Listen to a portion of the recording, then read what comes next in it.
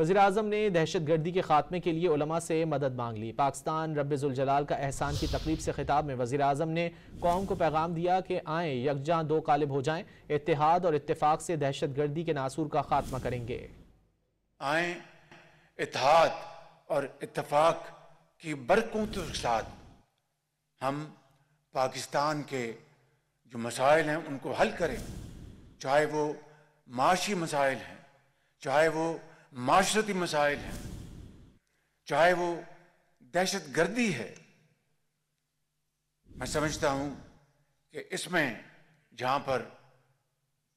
زندگی کے ہر شعبے کا تعلق رکھنے والے فرد کا تعلق جس شعبے سے بھی ہے، اس کا فرض ہے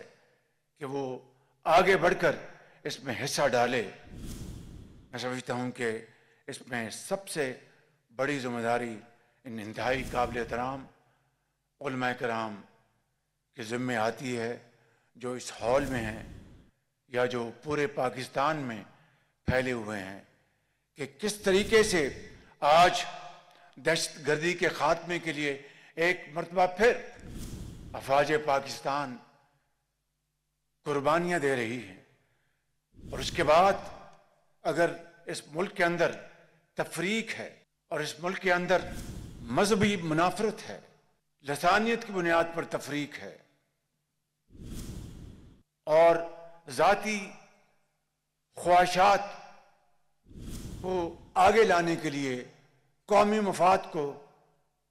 قربان کرنے کی ایک سوچ ہے، تو میں سمجھتا ہوں کہ یہ بے وفائی ہے